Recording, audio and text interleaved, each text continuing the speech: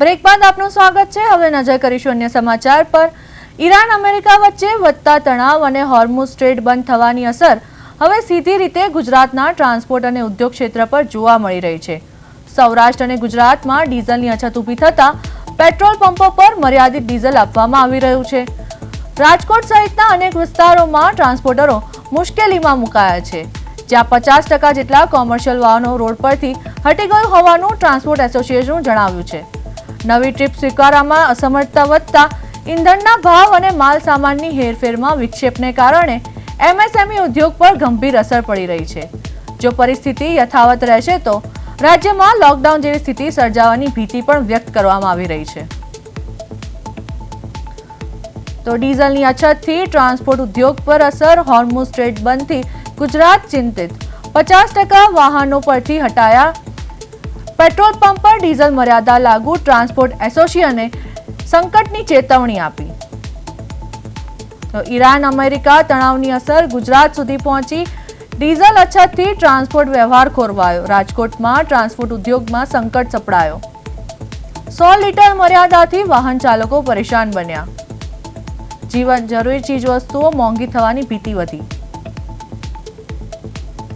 હાલ Iran, Israel અને middle east દેશો વચ્ચે જે યુદ્ધ ચાલી રહ્યું છે તેની અસર હવે ભારત પર પણ ખાસી એવી પડી રહી છે। તેમજ પેટ્રોલ પંપો પર છે તે ક્યાંક ને ક્યાંક અમુક શહેરોમાં છે તે ડ્રાય સ્થિતિ છે જે જોવા મળેલી છે। ત્યારબાદ છે આજે રાજકોટ જિલ્લા કલેક્ટર તંત્ર દ્વારા પણ છે તે પત્રકાર પરિષદનું આયોજન કરવામાં આવ્યું હતું।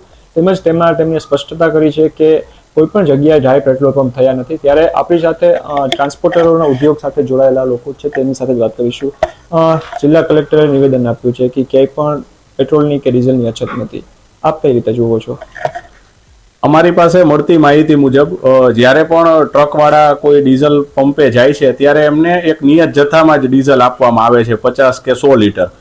તો આવી પરિસ્થિતિની અંદર રાશનિંગથી જો ડીઝલ આવે તો ટ્રકવાળા પાસે એક ભય છે કે અત્યારે હું ભાડું લઈને જઈશ તો આગળ મને ડીઝલ મળશે કે કેમ। જ્યાં ડીઝલનો પૂરતો જથ્થો મળે છે ત્યાં લાઈનો લાંબી છે, એટલે એના કારણે સમયનો વ્યય થાય છે અને સાથે સાથે પોલ્યુશન એ વધે છે, કારણ કે જેટલો સમય લાઈનમાં ઊભું રહેવું પડે ત્યારે ટ્રકને તો ચાલુ જ રાખવી પડે છે।